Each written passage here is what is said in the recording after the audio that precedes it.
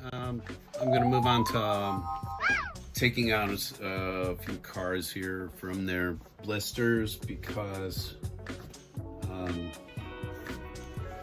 again, that's what we do around here. We like to be able to take these cars out and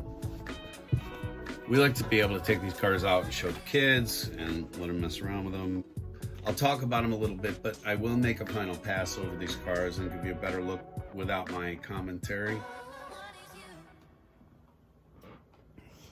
So, if you want to see a car again, it will be shown at the end in a little more car show way.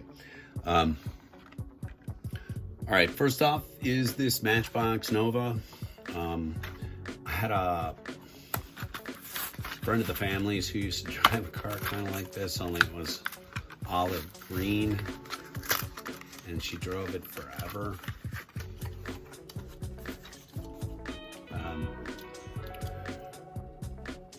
A really neat, of course, you know, with Matchbox, I kind of feel like, let me see if this is in focus. Are you focusing? Are you focusing?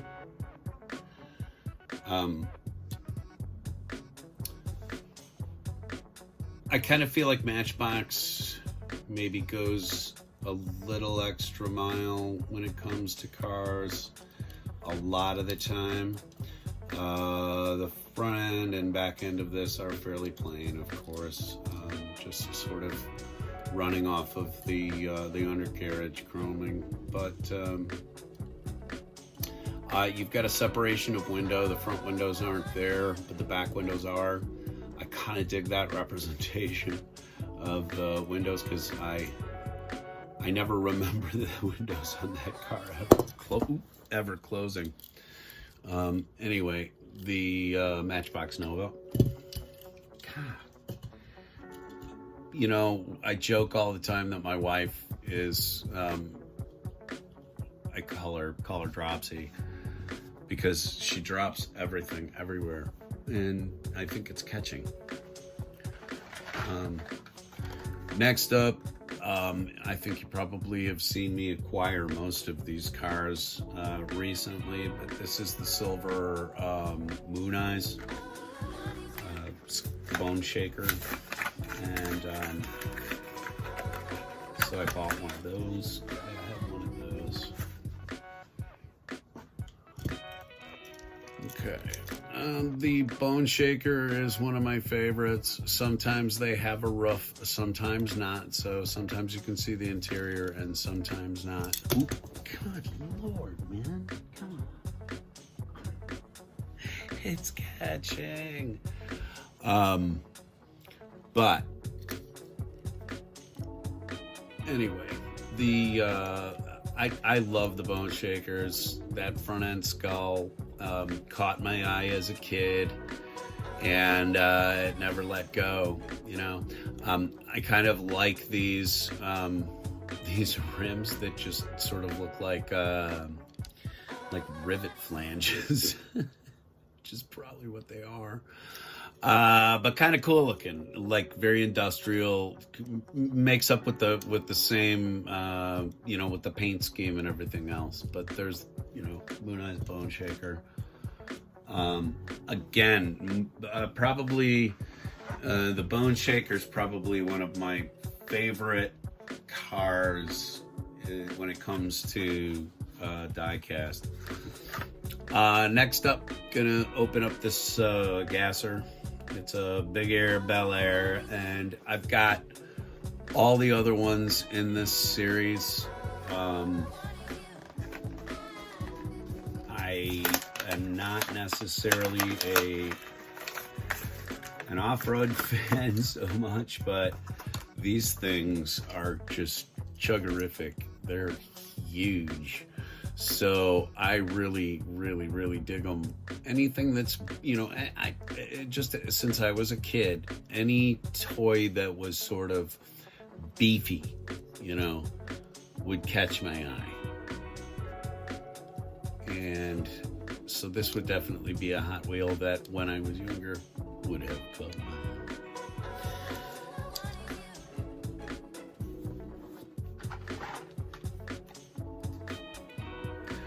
Shelby Cobra. You gotta, right? Yeah.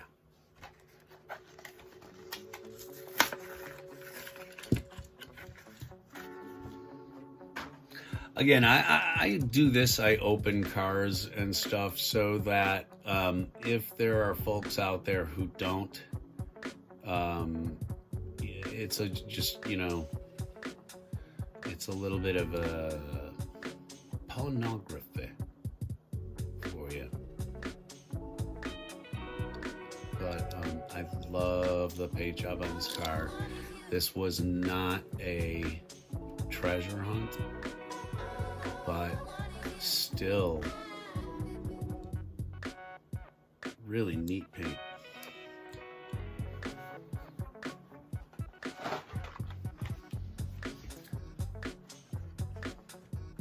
These Pagani's have always caught my eye. Recently make some really sexy stuff. This is the Pagani Hyra.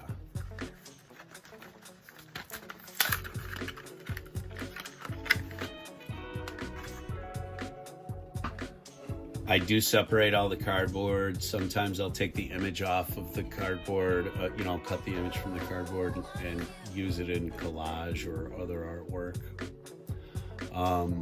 But this is really pretty. My wife's not a fan of the Pagani necessarily, but I really, really like it. So it's my part of the show. She will be producing some brand new Annie's Corner segments coming up. So I told her the producers are expecting that she get on it soon.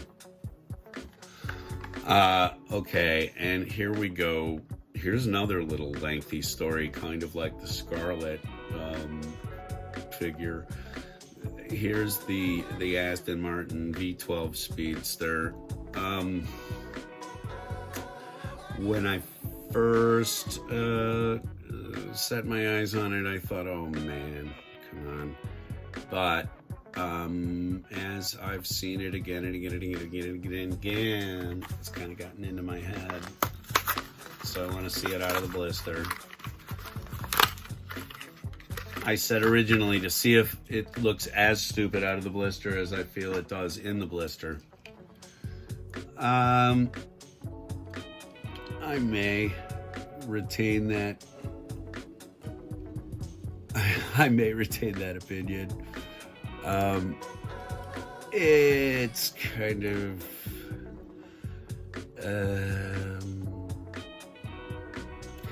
yeah, they should never make it. They should never make this as a production vehicle, please. Is it? It's not a. It can't be a production vehicle. It's got to be a special order. Aston. Somebody at the drawing table has been nipping down to the dispensary. A few more here. Let's do an oldie but a goodie.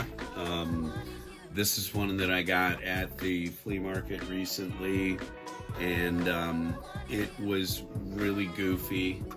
I know it's a fantasy car and not everybody's into fantasy cars, but me and my grandson Kit really do like the fantasy cars. Hiya, Kit. If you don't like this, you're crazy. Anyway, it's a very much a, if you look to, it's very much a like a Joker theme with the purple, the yellow, and the green. It's also sort of, in a way, reminiscent of the Ninja Turtles and stuff like that. But this is this was at the time the new Hot Hubs series of the Shadow Jet. They make this in other paint jobs, by the way, as they always do. But the other thing that caught my eye is that it says down here that it contains small parts which pose a hazard to children under the age of 3. So, and I haven't really seen that marking like on the front like that, so I wondered if there was anything in the construction of the car that made it any different. But let's see on the back. This is always worth kind of checking out because these cards don't look like this anymore. So I'll kind of give you that look. There's the scanning price. But what does that say?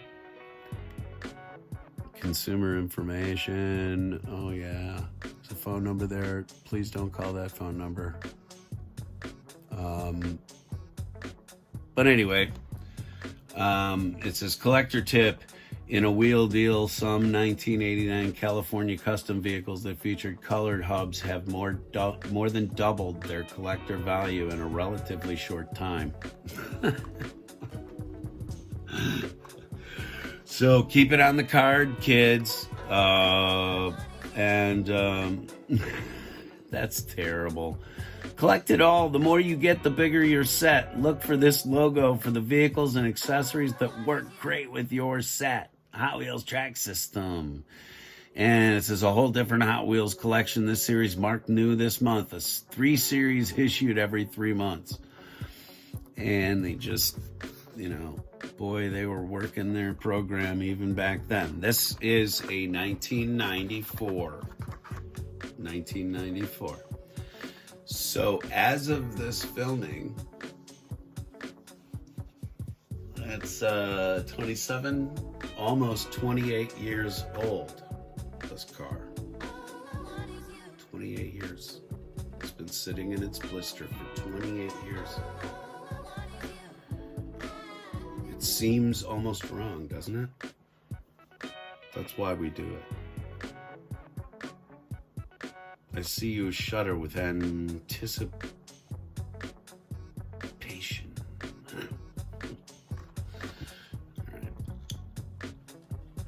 On go the glasses.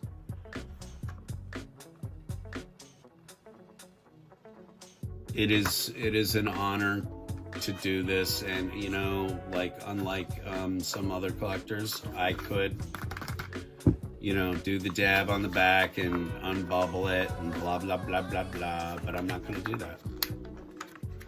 I'm going to absolutely rip this card apart because this piece of cardboard, after that amount of time, needs to become something else. Car from Bubble. And this is back at the time when they had those back slips too, boy. How many turtles, Mattel? How many turtles? Anyway, there it is, finally out. This is an ancient Hot Wheel.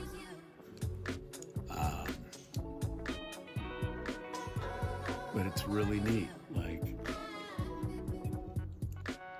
I've spent enough time on this one, but really neat and pretty cool to put in the box. 1994. And then moving forward for our last two, not going to make nearly as big a deal about this, but I'm going to add these to my collection in open form. This is the Burgundy Batmobile.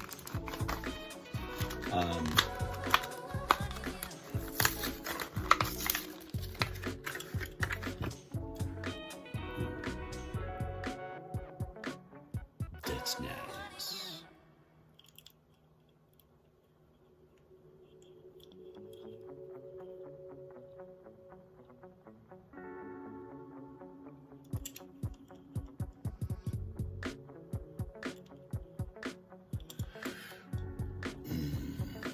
I like that. The light brown and then the brown, and you'll see this in the flyover, of course, but that really works and it's really pretty. And I'll tell you what, you can't really see it until you get it out of the bubble. Oops, speaking of getting it out of the bubble, I'm just sitting here opening this one. It's the 89 Batmobile that I picked up the other day, finally from the set. You know, spoiler alert, I opened it already. You can hear me, it's like talking, opening the bubble.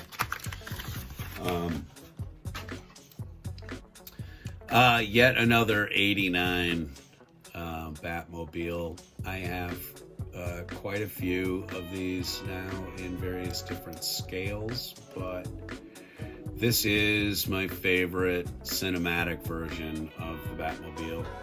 And so, you know, you can always have more. I would love to see some color variants of this, even, you know, that don't exist. Like this Burgundy, because man, that thing is really, really gorgeous. Ladies and gentlemen, your graduating class. They have graduated from the bucket to the box, the case. Anyway, let me do a little reset and a little flyover here.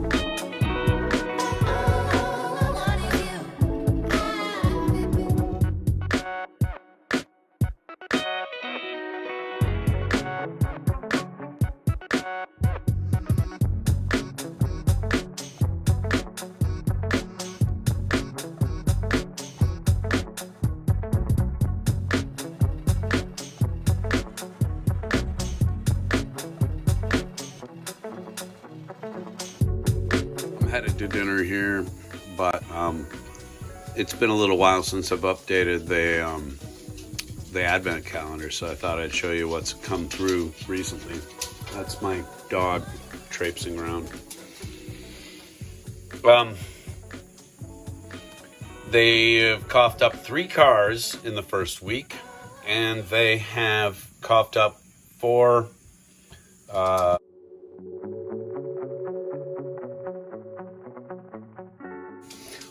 not really sure what this clip is. Got a Happy Holidays tire, which we can hang on our tree. That'll be nice. They used to make like metal pins of these.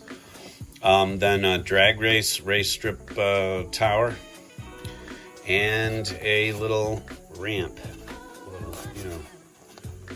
Cool place to launch your car off of as you're playing. I've just been lining stuff up here so that I know in which order it came out. Then with the cars, they've actually given you kind of a cool F1 style and 2 very Batmobile looking things that are purple. Slightly different colors of purple. of course, but purple and yellow nonetheless. Is it a theme? We'll see. Actually, it isn't a theme because the black one broke that up. But here we go with opening the second week. We're starting the second week now. So we need to find number 8, which I guess if I was a little less clueless, I'd have found before I started filming, so that I looked a little less clueless. Advent calendars, they have little die cuts, so you pump them, you punch them, you pry them open. And this is going to be an accessory. Right on. They give you a little Rudolph. Well, it's not a Rudolph, but they give you a little deer. That's really sweet. They give you a reindeer who can cross the road and get hit by one of the cars. That's very seasonal. Okay. Enough sickness. Second week kicks off with a cute little reindeer to be hit on the roadway. Back to you, Ted. My name's not Ted.